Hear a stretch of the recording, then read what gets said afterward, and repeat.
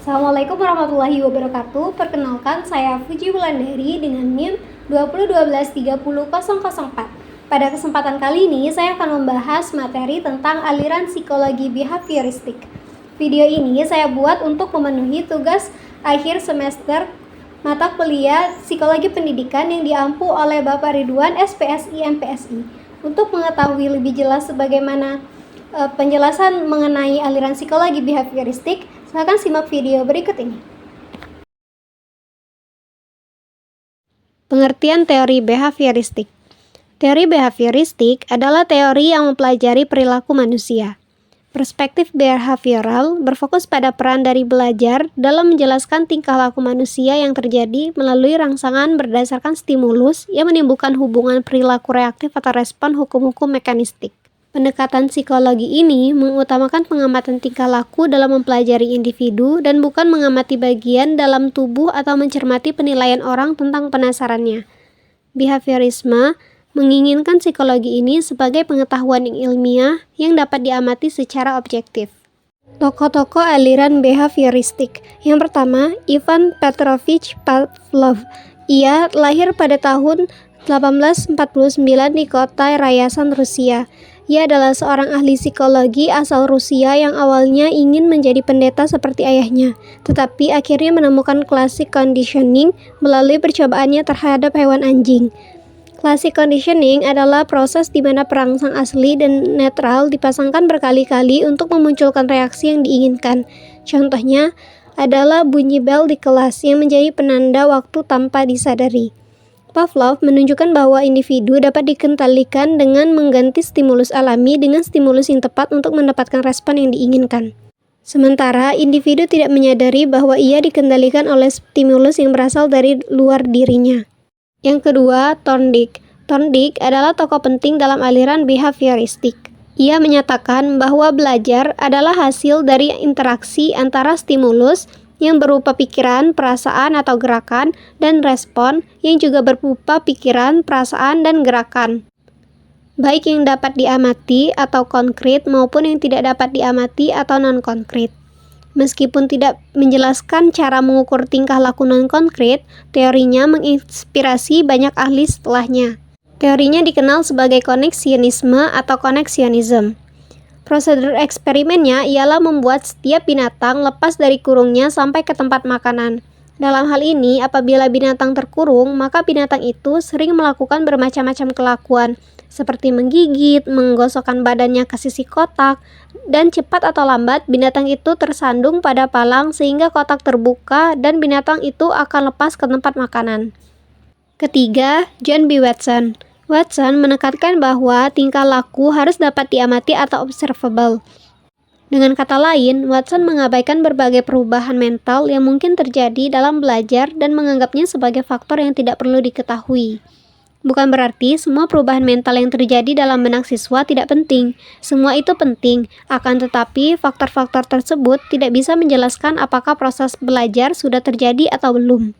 Hanya dengan asumsi demikianlah, menurut Watson, dapat diramalkan perubahan apa yang bakal terjadi pada siswa. Yang keempat, Burrhus Frederick Skinner. Skinner mengkritik pandangan Watson yang terlalu sederhana. Deskripsi antara stimulus dan respon untuk menjelaskan perubahan tingkah laku dalam hubungannya dengan lingkungan menurut Watson tersebut adalah deskripsi yang tidak lengkap.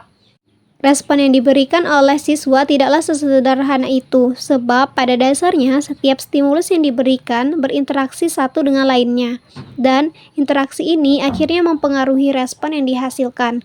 Sedangkan respon yang diberikan juga menghasilkan berbagai konsekuensi yang pada gilirannya akan mempengaruhi tingkah laku siswa. Yang kelima, Clark Hull. Clark Hull mengemukakan konsep pokok teorinya yang sangat dipengaruhi oleh teori evolusinya Charles Darwin. Bagi Hull, tingkah laku seseorang berfungsi untuk menjaga kelangsungan hidup. Oleh karena itu, dalam teori Hull, kebutuhan biologis dan pemuasan kebutuhan biologis menempati posisi sentral. Menurut Hull, kebutuhan dikonsepkan sebagai dorongan seperti lapar, haus, tidur, hilangnya rasa nyeri, dan sebagainya. Stimulus hampir selalu dikaitkan dengan kebutuhan biologis ini, meskipun respon mungkin bermacam-macam bentuknya. Yang keenam, Edwin Guthrie. Edwin Guthrie mengemukakan teori contiguity yang memandang bahwa belajar merupakan kaitan asosiatif antara stimulus tertentu dan respon tertentu. Selanjutnya, ia berpendirian bahwa hubungan antara stimulus dengan respon merupakan faktor kritis dalam belajar. Oleh karena itu, diberikan pemberian stimulus yang sering agar hubungan lebih langgeng. Selain itu, suatu respon akan lebih kuat apabila respon tersebut berhubungan dengan berbagai macam stimulus. Sebagai contoh, seseorang yang memiliki kebiasaan merokok sulit ditinggalkan. Hal ini dapat terjadi karena perbuatan merokok tidak hanya berhubungan dengan satu macam stimulus, misalnya kenikmatan merokok, tetapi juga dengan stimulus lain seperti minum kopi, berkumpul dengan teman, ingin tampak gagah, dan lain-lain. Guthrie juga mengemukakan bahwa hukuman memegang peran penting dalam proses belajar. Menurutnya, sesuatu hukuman yang diberikan pada saat yang tepat akan mampu mengubah kebiasaan seseorang. Pandangan aliran behavioristik terhadap manusia. Dalam pandangan behavioristik, manusia dipandang sebagai makhluk yang perilakunya sangat dipengaruhi oleh lingkungan dan pengalaman. Manusia dianggap sebagai black box, di mana proses internal seperti pikiran dan perasaan tidak menjadi fokus utama, melainkan perilaku yang tampak sebagai hasil dari interaksi antara stimulus dan respon. Behaviorisme juga menekankan bahwa perilaku manusia dapat dibentuk dan diubah melalui penguatan atau reinforcement dan hukuman atau punishment. Dinamika perilaku manusia dalam aliran behavioristik. Beberapa teori utama dalam behaviorisme yang menjelaskan dinamika perilaku manusia antara lain, yang pertama, teori pengkondisian klasik atau classical conditioning. Teori pengkondisian klasik atau classical conditioning yang dikembangkan oleh Ivan Pavlov menjelaskan bagaimana respon otomatis dapat dipelajari melalui asosiasi antara stimulus netral dengan stimulus yang secara alami menimbulkan respon tertentu. Teori ini ditemukan oleh Ivan Pavlov melalui eksperimennya dengan anjing. Pavlov menunjukkan bahwa anjing dapat belajar mengaitkan suara bel atau stimulus netral dengan pemberian makanan atau stimulus tidak bersyarat, sehingga akhirnya suara bel saja sudah dapat memicu air liur atau respon terkondisi. Prinsip ini menjelaskan bagaimana perilaku refleks atau otomatis dapat dipelajari melalui asosiasi antara dua stimulus. Dalam konteks manusia, classical conditioning dapat menjelaskan bagaimana seseorang dapat mengembangkan respon emosional tertentu seperti rasa takut atau suka terhadap objek atau situasi tertentu yang awalnya netral namun kemudian diasosiasikan dengan pengalaman tertentu. Contoh, kecemasan para siswa pada materi matematika akan berimbas pada prestasi mereka dalam matematika. Yang kedua, teori operant conditioning. Teori operant conditioning yang dikembangkan oleh B.F. Skinner menjelaskan bagaimana perilaku dapat dipengaruhi oleh konsekuensi yang terjadi setelah perilaku tersebut. Menurut aliran ini, konsekuensi dari perilaku terbagi menjadi dua, yaitu penguatan dan hukuman. 3. Teori koneksionisme dari Thorndike. Edward Lee Thorndike adalah salah seorang psikolog berkebangsaan Amerika. Ia merupakan orang pertama yang melakukan eksperimen belajar dengan hewan. Disertasi doktornya yang diterbitkan pada tahun 1898 membahas tentang eksperimen puzzle box dan kucing sebagai binatang eksperimen yang sangat terkenal di bidang psikologi. Berdasarkan eksperimennya, Thorndike menyusun suatu teori yang disebut dengan teori koneksionisme atau teori SR, stimulus respon. Istilah lain untuk teori ini adalah psikologi belajar SR atau teori trial and error learning. Contoh implikasi belajar dengan trial and error adalah ketika anak belajar keterampilan psikomotorik seperti naik sepeda, berenang, atau gerakan lainnya.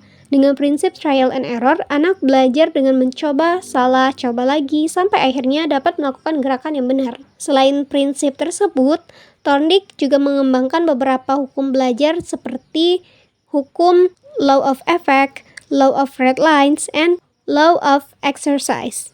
Yang terakhir, contiguity.